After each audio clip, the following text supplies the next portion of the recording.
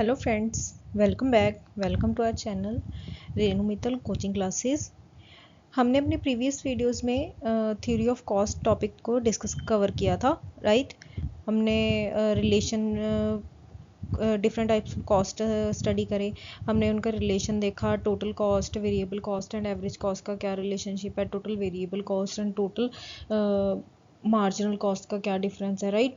सो आज हम उससे रिलेटेड एमसीक्यूज को डिस्कस करेंगे, जिससे कि जो कॉन्सेप्ट है वो आप लोग इजीली अंडरस्टैंड कर पाओगे, राइट। So let's start.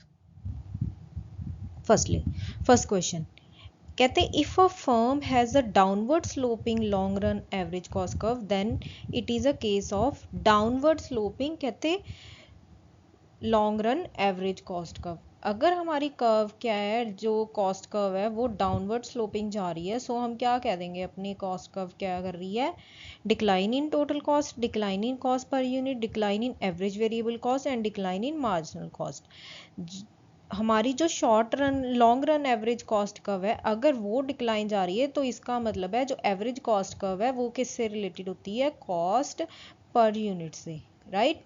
जो एवरेज कॉस्ट हम फाइंड आउट करते हैं तो उससे क्या हमें पता चलता है, जो हमारी पर यूनिट कॉस्ट हमारी क्या पड़ रही है।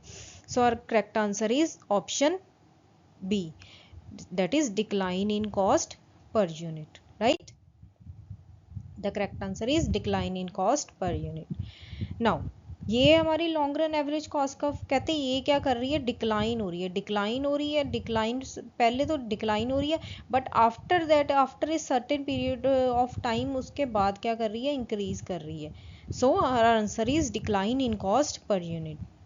की पॉइंट्स क्या है, कहते long run average cost can be defined as the average of the long term cost, long run total cost curve और the cost per unit of the output in the long run.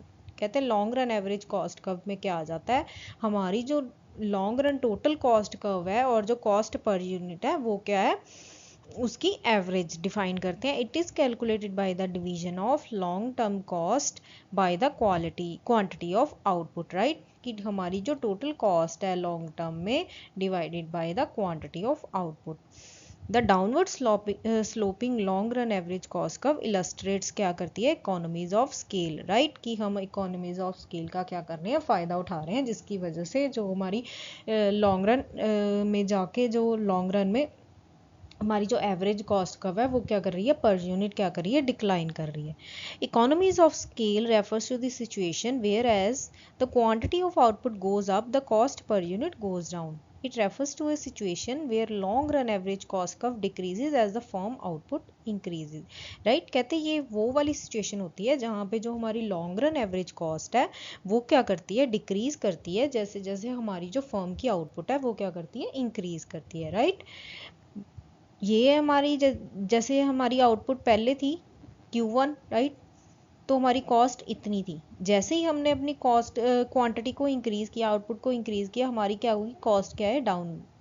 जैसे ही हमने और अपनी output को increase किया, हमारी cost क्या होगी, और कम होगी, राइट। सो ये क्या सिचुएशन होगी हमारी इकोनॉमीज ऑफ स्केल की, जहाँ पे हम अपनी आउटपुट को जहाँ पे इंक्रीज कर रहे हैं वैसे वैसे हमारी जो कॉस्ट पर यूनिट है वो क्या कर रही है, डिक्रीज हो रही है, right. Thus, it can be seen that economies of scale results in decline in the cost per unit, right? जिसकी वजह से जो हमारी cost per unit है वो क्या कर रही है, decrease हो रही है, right? So, correct option is decline in cost per unit due to the efficiencies of economies of scale. Economies of scale की वजह से जो हमारी cost है वो क्या कर रही है, decrease हो रही है, right? Next, the equilibrium level of output for a perfectly competitive firm is at a point, कहते जो output का equilibrium level होता है एक परफेक्टली कॉम्पिटिटिव फर्म का, वो कौन सा पॉइंट होता है जहाँ पे marginal cost marginal revenue marginal cost के इक्वल होता है, या मार्जिनल कॉस्ट क्या है, बड़ी इंक्रीज करेगी विद मार्जिनल रेवेन्यू से, और marginal revenue is equals to marginal cost and MC starts to increase, या more than one of the above, right.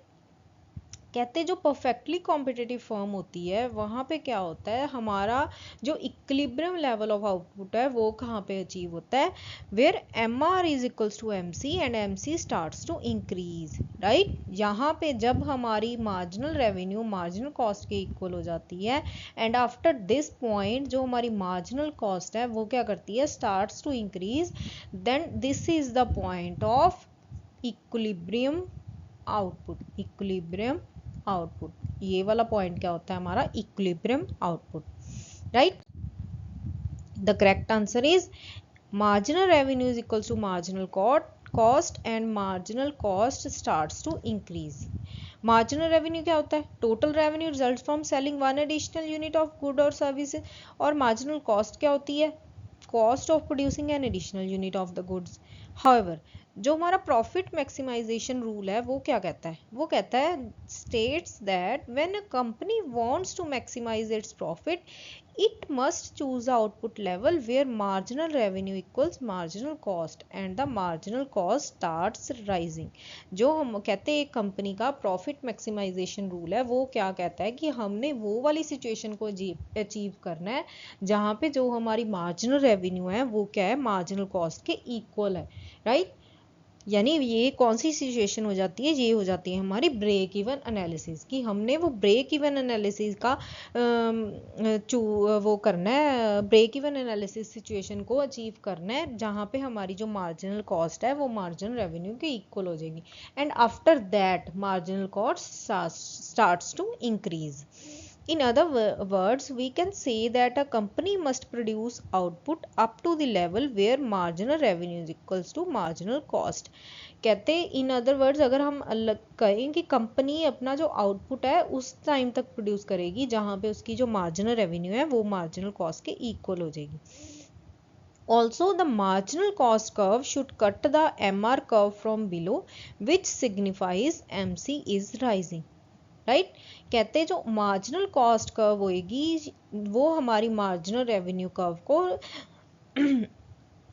Below से नीचे से कट करेगी, that means our marginal cost is rising. How, like this, कि जो marginal cost curve है वो हमारी मार्जिनल रेवेन्यू कर्व को नीचे से कट करेंगी and after that after this देखो पहले क्या कर रही है, पहले डिक्रीज हो रही है, जैसे ही उसने मार्जिनल कॉस्ट या यहाँ पे आके मार्जिनल कॉस्ट और मार्जिनल रेवेन्यू इक्वल हुए उसके बाद क्या होगी, हमारी जो मार्जिनल कॉस्ट है वो क्या करेगी, starts to increase, right. Reasons why profit are not maximized at points where marginal revenue is not equals to marginal cost in a perfectly competitive market.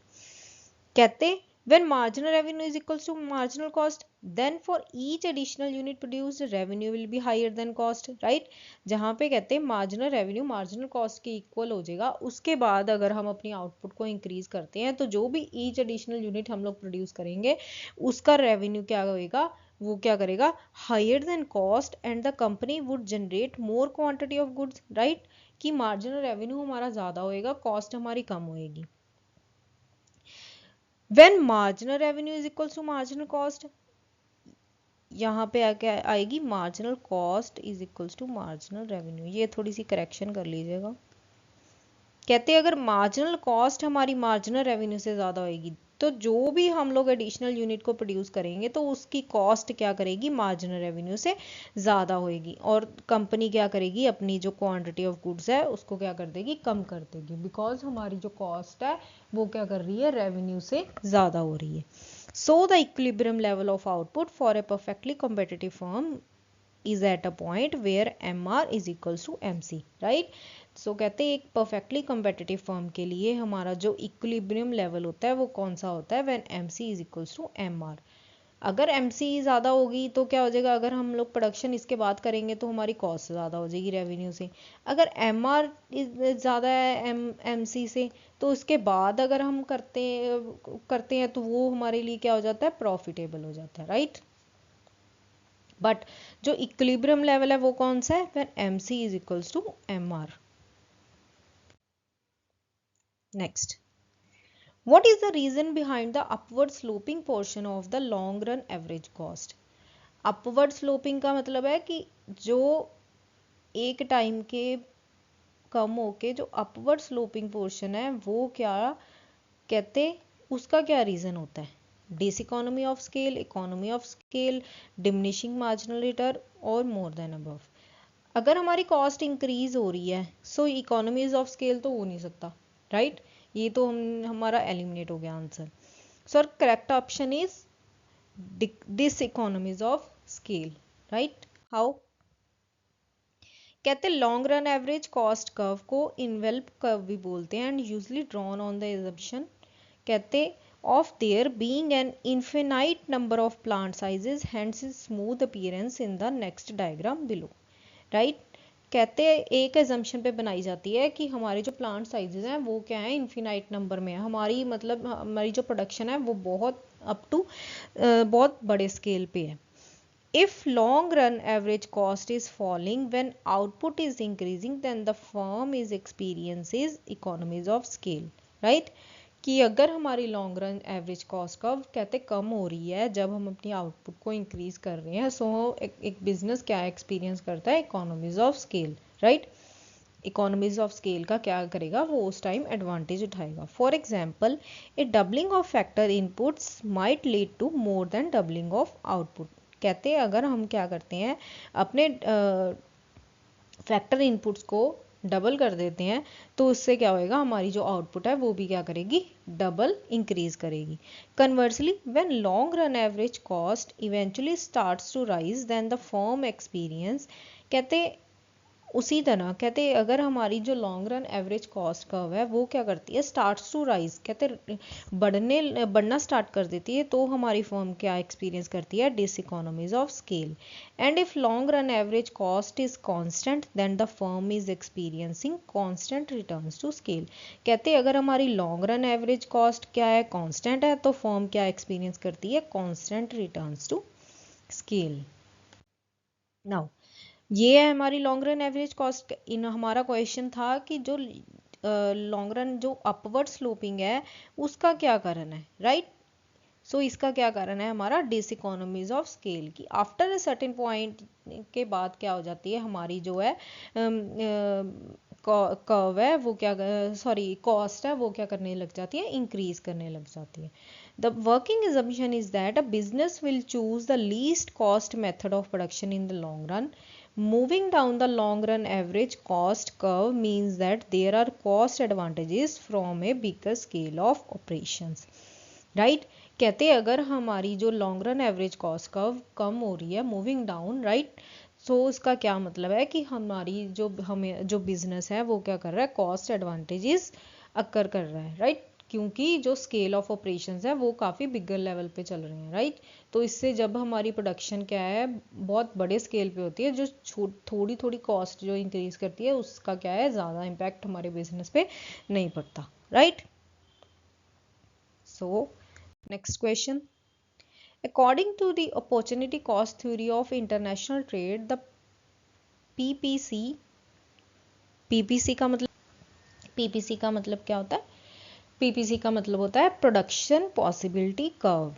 कहते हैं according to opportunity cost theory of international trade जो कहते हैं जो हमारी production possibility curve है वो क्या है, will be a straight line and PPC being concave to the origin indicates. अगर वो कनकेव है, concave means this type of curve, right? तो वो कहते क्या इंडिकेट करती है, constant opportunity cost, increasing opportunity cost, decreasing opportunity cost and both increasing and decreasing opportunity cost. अगर हमारी कर्व जो है वो कनकेव जा रही है, राइट? कनकेव बन रही है, हम कनकेव शेप में जा रही है, सो हम क्या कहेंगे, जो हमारी कॉस्ट है वो क्या कर रही है, इंक्रीज कर रही है, राइट? और कांस्टेंट है। So correct option is option 2, that is 1 and 2।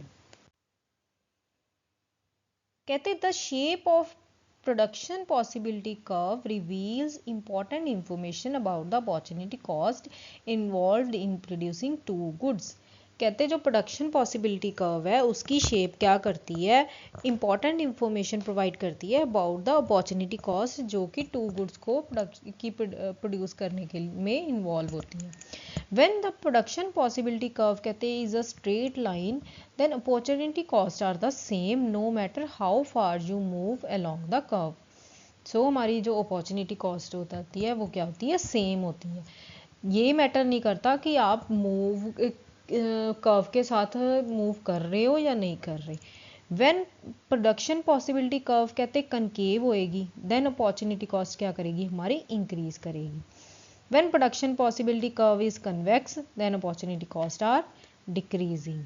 सो इन्होंने क्या पूछा था, इन्होंने बोला था कि जो प्रोडक्शन पॉसिबिलिटी कर्व है वो कांस्टेंट स्ट्रेट लाइन है एंड क्या है, हमारी कनकेव शेप में है।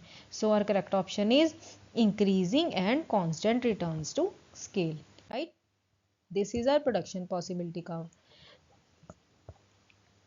Constant opportunity cost and international trade.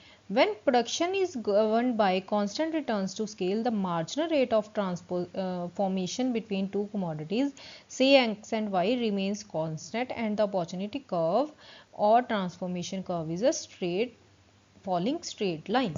Right कहते जब प्रोडक्शन जो है हमारी वो गवर्न कर रही है, मतलब गवर्नमेंट की तरफ से जो हमारे रिटर्न्स हैं वो क्या है, कांस्टेंट हैं। सो जो मार्जिनल रेट ऑफ ट्रांसफॉर्मेशन होगा बोथ द कमोडिटीज से एक्स एंड वाई वो क्या होगा, कांस्टेंट रहेगा। सो जो हमारी अपॉर्चुनिटी कॉस्ट कर्व होएगी एंड जो हमारी कांस्टेंट रिटर्न्स ऑफ स्केल होएगी वो क्या रहेगी, हमेशा फॉलिंग स्ट्रेट लाइन।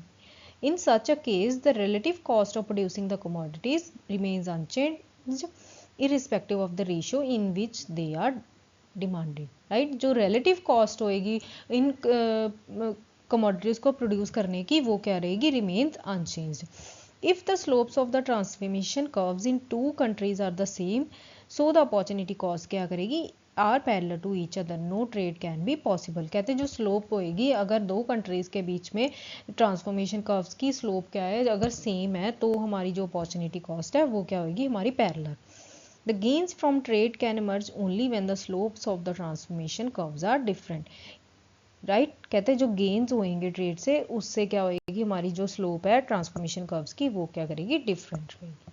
सही right. So this is our constant opportunity cost curves. ये है हमारी increasing.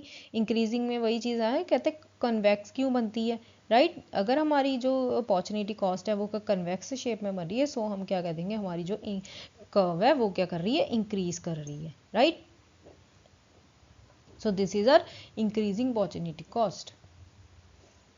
Moving to next question. कहते which one of the following is not covered while considering the type of cost involved in quality control.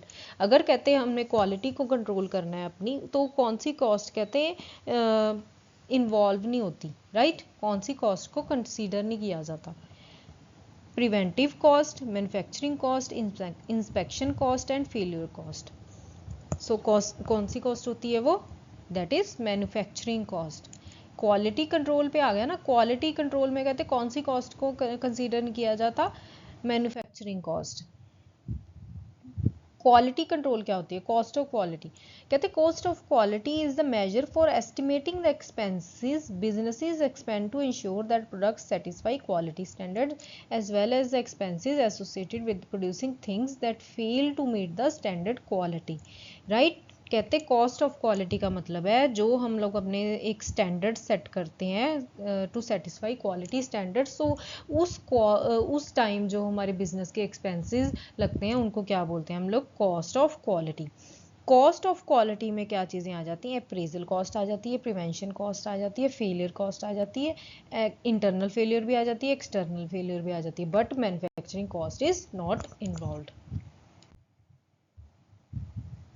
Now appraisal cost क्या होती है, appraisal cost the 4 types of cost जो cost of quality में cover करी जाती हैं। सबसे पहले अप्रेजल कॉस्ट, अप्रेजल कॉस्ट को हम क्या बोलते हैं, इंस्पेक्शन कॉस्ट भी बोलते हैं। Right these cost are incur to find defective goods before they deliver to the customers. Right कि जो डिफेक्टिव गुड्स हैं उनको चेक करना, उनको इंस्पेक्ट करना, that is known as appraisal cost.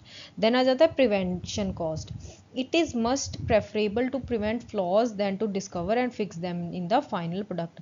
कि जो फ्लॉज फैक्ट्स एंड फ्लॉज आ जाते हैं तो उनको क्या करना, बचाना, एंड जो उनको डिस्कवर करना एंड फिक्स करना इन द फाइनल प्रोडक्ट में। For example manufacturing processing improvements, product review करना, क्वालिटी इंप्रूवमेंट, ट्रेनिंग देना, एक्सेट्रा, राइट। नेक्स्ट आ जाती है हमारी internal failure cost. Cost incurred to fix issues that were find prior to the delivery of a good and services, right.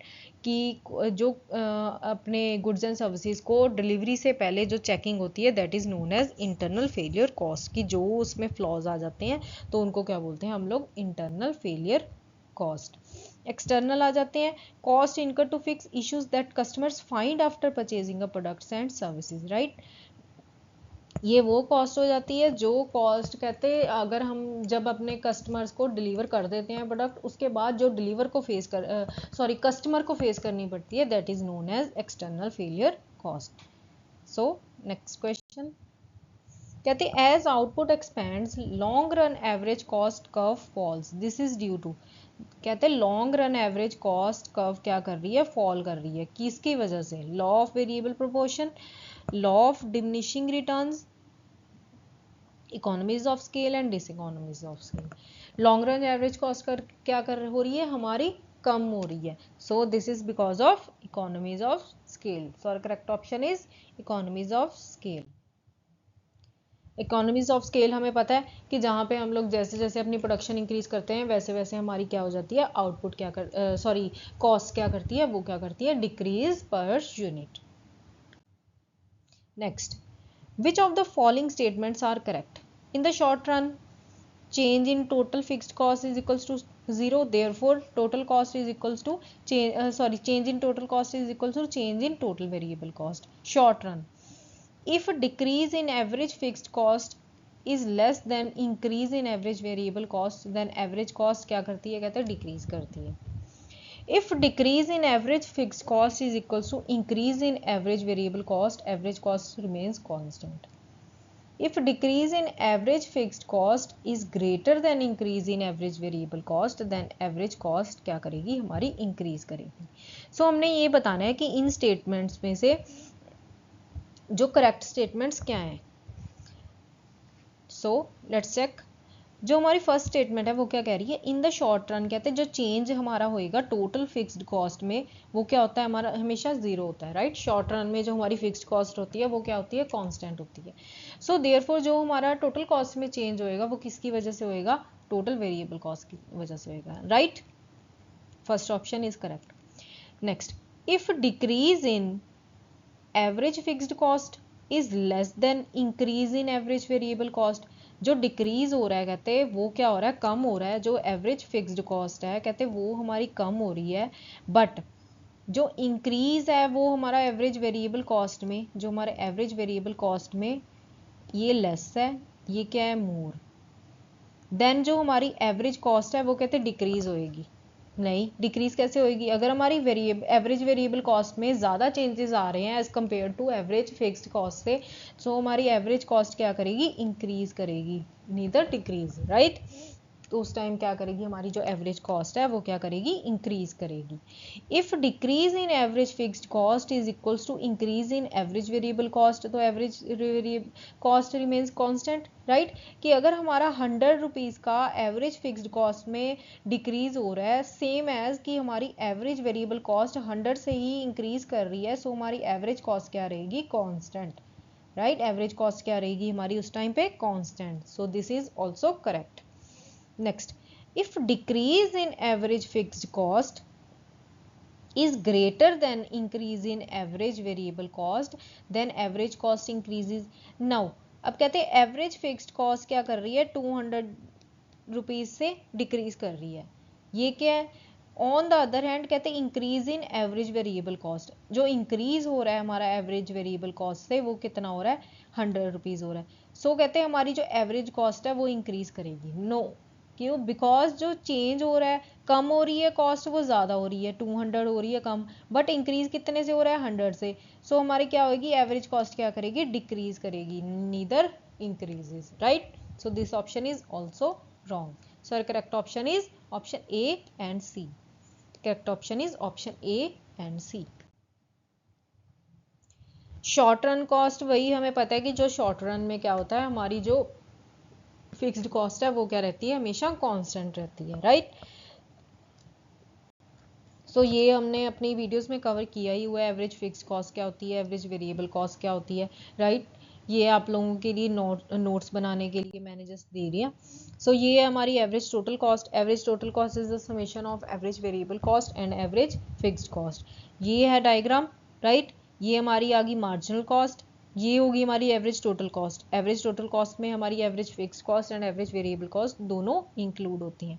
ये हमारी average fixed cost आ गई। Average fixed cost क्या है, हमेशा कम होती है एज हमारा आउटपुट क्या करता रहता है, इंक्रीज होता रहता है। सो हमारी एवरेज फिक्स्ड कॉस्ट क्या करती है, decreases with every increase in output. On the other hand जो वेरिएबल कॉस्ट होती है, एक टाइम पे क्या करती है, सबसे पहले डिक्रीज करती है, but after a certain time उसके बाद क्या करती है, इंक्रीज करती है, राइट? इंक्रीज करती है। So from the above explanation the correct statements are, in the short run average fixed cost is equals to 0, therefore total cost is equals to, change in total cost is equals to change in total variable cost, that is marginal cost, right? If decrease in average fixed cost is less than increase in average variable cost, तो हमारी क्या करेगी, average cost क्या करेगी, increase करेगी। ये जो दोनों ऑप्शंस हैं वो क्या करे, इन्होंने ट्रांसफर्स करके लिखे हुए हैं, right? if decrease in average fixed cost is equals to increase in average variable cost, तो हमारी average cost क्या रहेगी, remains constant. On the other hand, if decrease in average fixed cost is greater than increase in average variable cost, की हमारी जो decrease हो रहा है एवरेज फिक्स कॉस्ट में वो कम ज़्यादा हो रहा है, और जो इंक्रीज हो रहा है एवरेज वेरिएबल कॉस्ट में वो क्या कर रहा है, कम हो रहा है, तो हमारी एवरेज कॉस्ट क्या करेगी, डिक्रीज करेगी, राइट? सो नेक्स्ट क्वेश्चन कहते a U shaped long run average cost curve is based on the assumption that, जो हमारी कहते एवरेज कॉस्ट कर्व क्या है, यू शेप्ड की कर्व होती है, राइट? जिसको कि हम क्या बोलते हैं, एनवेल्प कर्व भी बोलते हैं। कहते वो किन किन एजम्पशंस के बेस पे बनती है, economies of scale prevails at small levels of output.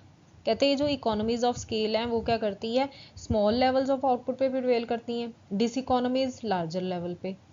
Benefits of the division of labour and specialisation accrue more to the lower level scale of production. And जो मैनेजरियल इनएफिशिएंसीज होती हैं वो कब होती हैं, higher scale of operation, right? हमें पता है जो इकोनॉमीज ऑफ स्केल हैं वो क्या होती हैं, शॉर्ट रन के लिए एप्लीकेबल होती हैं, राइट? जो डिस इकोनॉमीज कब अराइज होती हैं, when our production is at long run, right? सो ये भी करेक्ट है। नेक्स्ट आ जाता है जो division of labour and specialisation है वो कब होती है, lower scale of production in the short run, right? सो जैसे जैसे हमारी जो स्केल ऑफ ऑपरेशंस हैं उनको हम क्या करते रहते हैं, इंक्रीज करते रहते हैं, तो इससे क्या राइज होता है, हमारी managerial inefficiency. So correct option is option D, that is all of the above are correct. ये हमारी long run average cost curve, इसमें short run average cost curves आती हैं, ये है हमारी short run average cost curves बनी हुई, राइट? कहते हैं प्लानिंग कर्व को क्या बोलते हैं, long run average cost curve. This is so called that a company can choose a plant on the long run average cost curve that corresponds to the production it intends to create in the long run, right? कहते हैं क्योंकि हम क्या, एक company क्या करती है, ऐसा प्लांट चूज करती है कि जिससे उन्होंने लॉन्ग रन के लिए क्या करनी होती है, प्रोडक्शन करनी होती है। It assists the company in choosing the best plant size to produce the necessary output at lowest possible cost, right? कि हमने जो बेस्ट प्लांट साइज को चूज करना है कि जिससे कि हमारी जो कॉस्ट है वो क्या हो, कम से कम हो, और जो हमारी प्रोडक्शन हो वो क्या होनी चाहिए, ज़्यादा से ज़्यादा होनी चाहिए, right? So next question, given below two statements, one is labeled as assertion and other is reason। हमने बताना है कि इनमें से कौन सी स्टेटमेंट करेक्ट है, और बोथ। कहते हैं in the case of short run cost behaviour marginal cost curve intersect AC curve at its minimum. कहते जो शॉर्ट रन में क्या होता है, मार्जिनल कॉस्ट कर्व कहते एवरेज कॉस्ट कर्व के उस टाइम पे दोनों इंटरसेक्ट करती हैं जहाँ पे जो एवरेज कॉस्ट है वो अपनी क्या होती है, मिनिमम। आफ्टर दैट जहाँ पे दोनों कर्व्स इंटरसेक्ट करती हैं, आफ्टर दैट उसके बाद क्या होता है, जो average cost and marginal cost curves दो both are increasing. Reason because कहते while average cost continues to decrease MC begins to rise.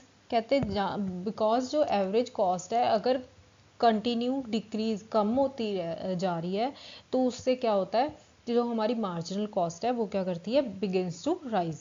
Also when average cost is at its minimum it is neither increasing not decreasing, right, कि अपने minimum पे आ जाती है, ना तो उस time पे वो इंक्रीज कर रही होती है ना डिक्रीज करती है। It is constant when AC is constant it is equals to MC at the point of intersection. अगर हमारी जो एवरेज कॉस्ट है वो कांस्टेंट हो जाती है तो फिर उस टाइम पर वो क्या होती है, मार्जिनल कॉस्ट के इक्वल हो जाती है, राइट। सो जिसको क्या बोला जाता है, हमारा इंटरसेक्शन बोला जाता है। So choose the correct option, both A and R are true and R is the correct explanation of A।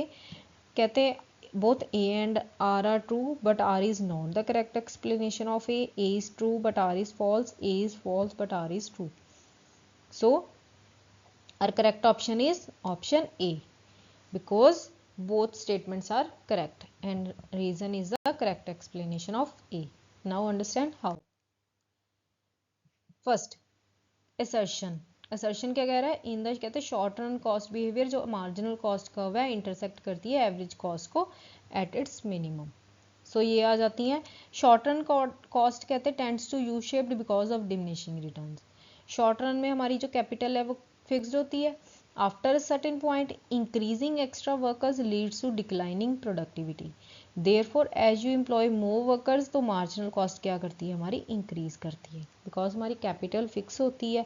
सो हमने फिक्स्ड कैपिटल से ही क्या करना है, अपने लेबर्स को क्या करते रहते हैं, एक्स्ट्रा वर्कर्स को इंक्रीज जो हमारे वर्कर्स हैं उनको क्या करते हैं, हम इंक्रीज करते रहते हैं, जिसकी वजह से जो हमारी प्रोडक्टिविटी है वो क्या करती है, डिक्लाइन करती है। सो इससे क्या होता है, हमारी जो मार्जिनल कॉस्ट है वो क्या करती है, इंक्रीज हो जाती है। Because the short run marginal cost curve is sloped like this mathematically the average cost curve will be U shaped, right. जो हमारी एवरेज कॉस्ट कर्व है वो क्या है, यू शेप्ड की होती है। Initially average cost curve falls, right, हमें पता है, but when marginal cost is above the average cost then average cost also starts to rise. कहते हैं जब मार्जिनल जो हमारी मार्जिनल कॉस्ट है वो क्या हो जाती है, एवरेज कॉस्ट से ज़्यादा हो जाती है, तो हमारी एवरेज कॉस्ट भी starts to increase. Marginal cost always passes through the lowest point of average cost curve.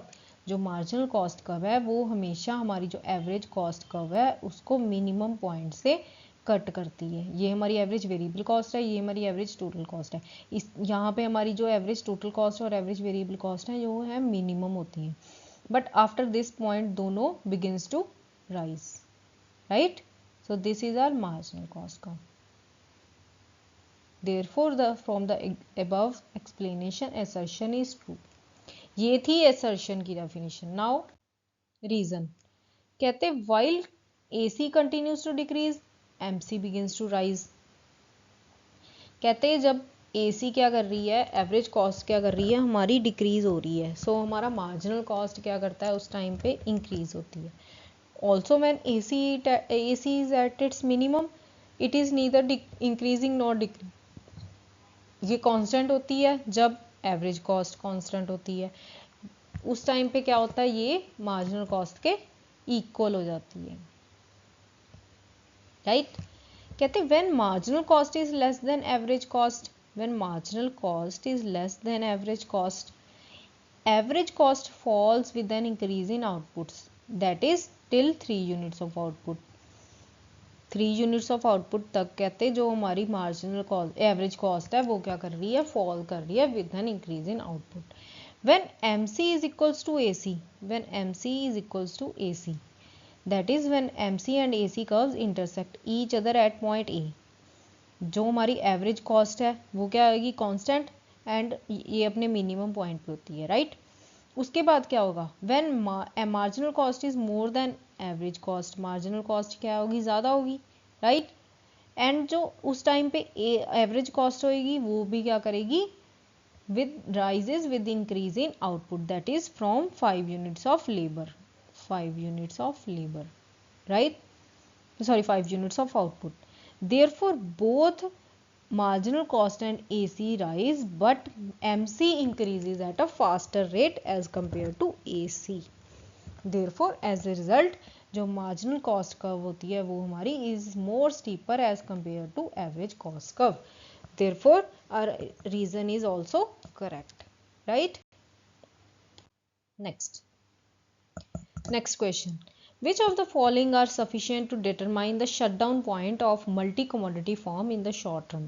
कहते short run में किसी multi commodity firm का shutdown point क्या होता है, variable cost of operations, sorry कहते हैं उस टाइम पे कौन सी कॉस्ट को हमारा मतलब फुलफिल होना ज़रूरी होता है, विच आर सफिशिएंट,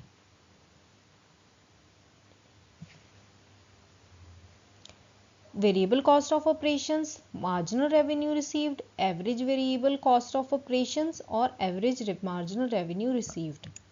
सो कहते क्या होता है, our correct option is average variable cost of operations and average marginal revenue received. Shutdown point पे जो हमारी कॉस्ट होती है और जो हमारी मार्जिनल जो हमारा रेवेन्यू है उनको क्या करना है, कंसीडर करेंगे, सो दैट कि हमें ये पता चले कि कंपनी इज प्रॉफिटेबल और नॉट। शटडाउन पॉइंट क्या होता है, शटडाउन पॉइंट कहते हैं is a concept in managerial economics that suggest that a business should at least stop production temporarily and close its door because it's no longer profitable to sustain its operations, right.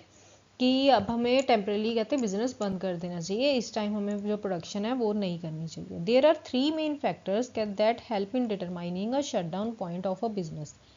कौन से, how much कहते हैं variable cost of operations goes into producing a good और service, the marginal revenue क्या receive हो रहा है, type of goods कहते हैं जो प्रोवाइड किए जा रहे हैं फर्म के द्वारा। For a one product firm कहते हैं अगर एक प्रोडक्ट फर्म है कि कम फर्म जो है एक ही प्रोडक्ट क्या कर रही है, प्रोड्यूस कर रही है, whenever the marginal revenue drops below marginal variable cost the shutdown point occurs। उस टाइम पे अगर हमारी जो मार्जिनल रेवेन्यू है वो कम हो गया as compare to marginal cost, so हमारा जो शटडाउन पॉइंट है वो क्या करता है, अक्कर कर जाता है। But for a multi product form whenever the average marginal revenue received drops below the average variable cost the shutdown point occur, right। अब हमने किसको कंसीडर करना है, average marginal revenue, average marginal revenue when drops below average marginal cost. A firm might reach its shutdown point for reasons that range from standard diminishing marginal returns to declining market forces for its merchandise.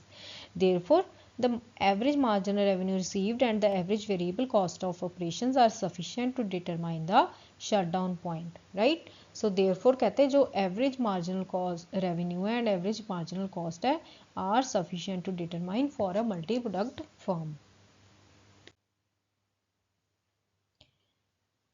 This is price is above average variable cost and price is below average variable cost. यहाँ पे क्या है, जो हमारा price है वो क्या है, एक सेकेंड, यहाँ पे कहते हैं जो हमारा प्राइस है वो क्या कर रहा है, एवरेज वेरिएबल कॉस्ट से अबव है। प्राइस हमारा क्या कहाँ पे है, हमारी एवरेज वेरिएबल कॉस्ट रही ये, बट हमारा प्राइस क्या है यहाँ पे, राइट। बट यहाँ पे क्या है, जो हमारा मार्जिनल रेवेन्यू है ये, बट हमारी एवरेज वेरिएबल कॉस्ट यहाँ पे है, right. To summarize, if price is greater than minimum average cost, then firm stays in business. On the other hand, when price is less than minimum average cost, then firm shut down its business, right। अगर हमारा price ज़्यादा होगा तो उस time पे हम अपने जो ऑपरेशंस हैं उनको कंटिन्यू रखेंगे, अदरवाइज अगर हमारा कंपनी के जो प्रोडक्शन है वो लॉस में जा रही होगी, तो क्या करेगी कंपनी, अपनी बिजनेस को शट डाउन कर देगी, राइट। नेक्स्ट कहते हैं what cost will be payable even if the company is closed, कि अगर हमारी कंपनी क्या है, क्लोज भी है, तो भी कहते कौन सी कॉस्ट है जो कि एक कंपनी को पे करनी पड़ती है, right. Cost of shutdown, cost of historical record, cost of sunk और imputed cost. So our correct option is imputed cost. No, यहाँ पे आएगा imputed cost, right.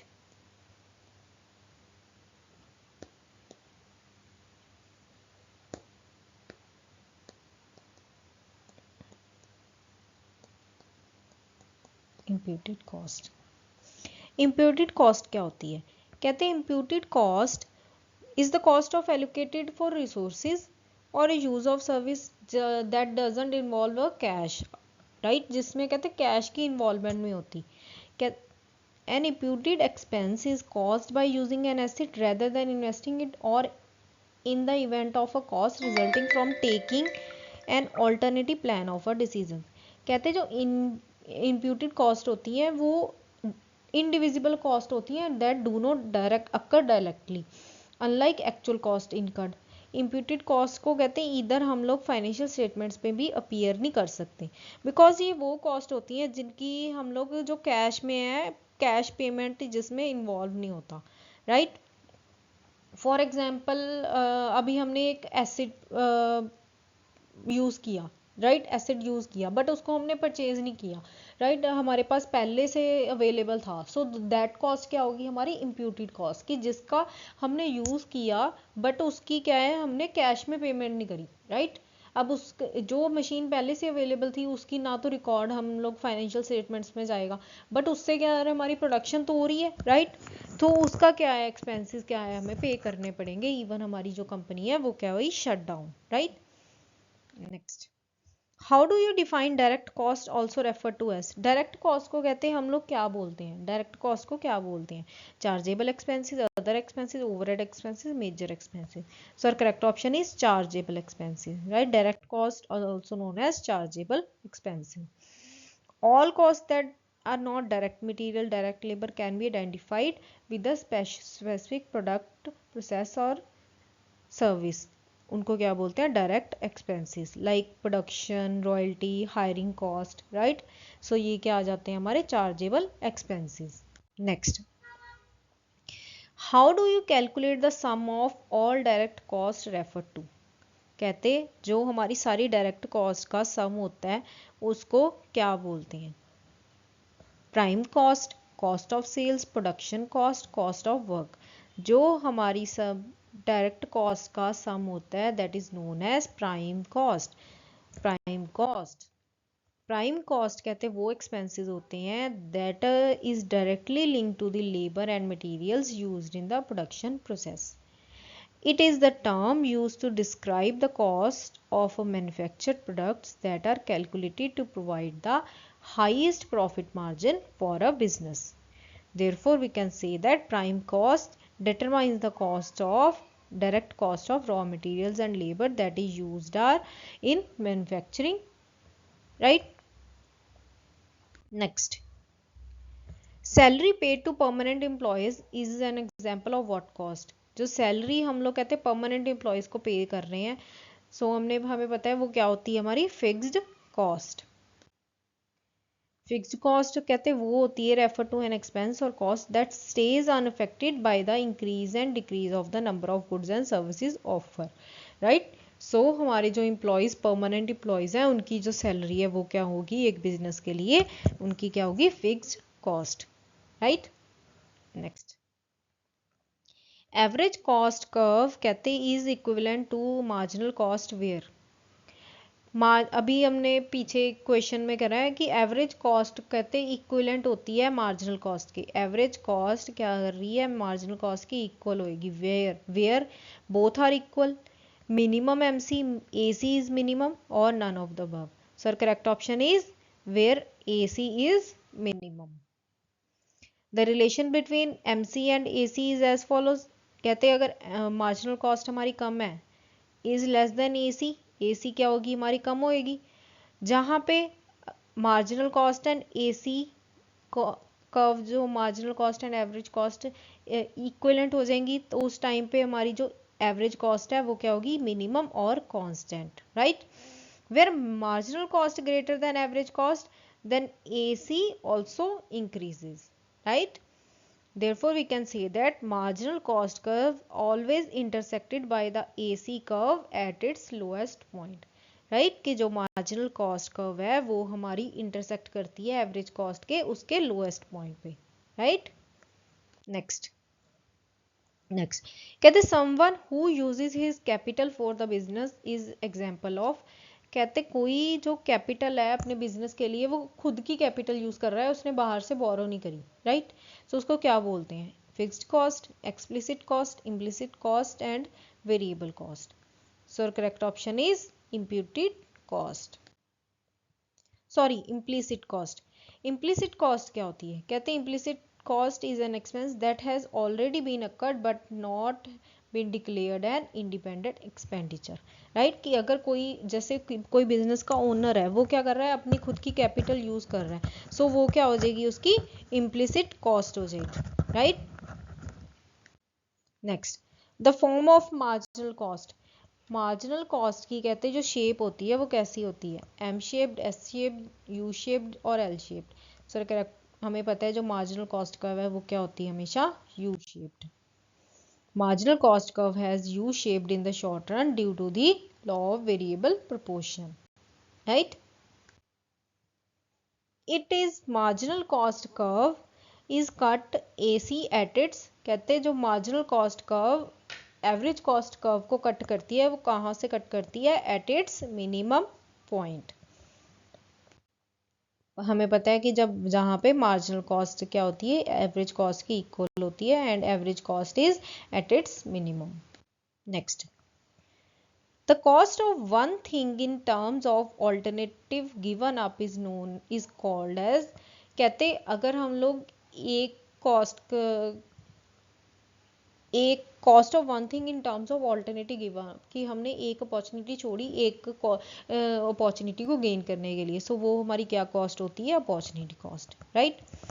Which of the following is not the correct assumption of break even analysis. Break even analysis के लिए कहते हैं कौन C correct assumption नहीं है। All cost can be separated into fixed and variable components. Variable cost कहते will directly fluctuate करेगी with the volume of output. Selling price क्या हमारा कांस्टेंट रहेगा। Product mix will change continuously. So correct option is option D. कहते हैं जो product mix है, जो हम लोग एक टाइम पे प्रोडक्शन कर रहे हैं वो क्या होगी, कॉन्टिन्यूसली कहते चेंज होती रहेगी। So this is not the correct assumption. According to break even analysis जो हमारी प्रोडक्शन होएगी वो क्या रहेगी, हमेशा कॉन्स्टेंट रहेगी, राइट। जो हमारा प्रोडक्ट मिक्स होएगा वो कभी भी चेंज नहीं होगा। Next break even point is a situation where firm is in. कहते ब्रेक इवन पॉइंट वो सिचुएशन होती है जब फर्म क्या है, प्रॉफिट में है, लॉस में है, no profit no loss, can not say anything. So break even point क्या कौन सी सिचुएशन होती है, जहाँ पे हमारा प्रॉफिट क्या होता है, is equals to the loss, right. कि जहाँ पे हमारा जो मार्जिनल रेवेन्यू क्या होता है, मार्जिनल कॉस्ट के इक्वल होता है, right. So this is the situation of break-even analysis. Which is the correct equation of break-even quantity? Consider fixed cost, selling cost and variable cost per unit. So our correct option is option B. जो हमारा break even quantity है वो हम लोग कैसे find out करते हैं, fixed cost divided by selling cost minus variable cost, right. So this is the formula to find break even quantity. Next, which is the application of break-even analysis? It helps in determining the selling price which give desired profits. It helps in the fixation of sales volume to cover a given return on capital employed. It gives suggestions for the shift in the sales mix, or all of these. So our correct option is option D. Because जो break even analysis है वो हमें selling price determine करने के लिए भी help करता है, हमारे प्रोडक्शन हमारी सेल्स वॉल्यूम फिक्स करने में भी हेल्प करता है, हमारी प्रोडक्शन डिसीजन लेने में भी हेल्प करता है, हमारी कॉस्ट को मिनिमाइज करने के लिए भी हेल्प करता है, राइट। नेक्स्ट कंट्रीब्यूशन, कहते हैं कंट्रीब्यूशन जो होता है वो किसके इक्वल होता है, कंट्रीब्यूशन का फॉर्मूला होता है सेल्स माइनस वेरिएबल कॉस्ट, कि जो हमारी जितनी सेल्स हैं उसमें से अगर हम अपनी वेरिएबल कॉस्ट को माइनस कर देंगे सो हमें क्या मिलेगा, हमारा कंट्रीब्यूशन मार्जिन, जिसको कि हम लोग क्या बोलते हैं, अपना profit. Next break even point क्या होता है, ब्रेक इवन पॉइंट कहते हैं क्या होता है, the intersection point of the total sales revenue line and total cost line, the intersection point of the total sales revenue line and total variable cost line, the intersection point of the total sales revenue line and fixed cost line, the intersection point of the total sales revenue line and X line। जो हमारा break even NL point है वो हमारा किन किन चीज़ों का relationship बताता है, हमारी सेल्स का एंड हमारी कॉस्ट का। So correct option is cost का। So correct option is option A, the intersection point of the total sales revenue line and total cost line, right, कि जहाँ पे जो हमारी total sales revenue line and total cost line equivalent है, that is known as break even point. Next कहते हैं in the short run when the output of a firm increases its average fixed cost will, कहते short run में जब हमारा output क्या है firm का इंक्रीज कर रहा है तो हमारी एवरेज फिक्स्ड कॉस्ट क्या करेगी, शॉर्ट रन में हमें पता है कि जैसे जैसे हम अपने आउटपुट को इंक्रीज करते रहेंगे सो हमारी जो फिक्स्ड कॉस्ट होती है वो क्या करती है, पर यूनिट क्या करती है, डिक्रीज करती है, right.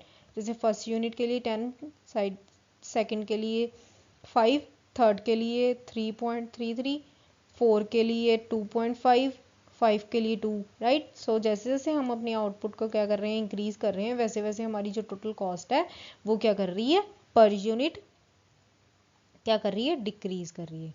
So correct option is option B. Hope you clear. Next, so this is it for today's video. I hope you liked my videos. Please subscribe my channel. Thank you.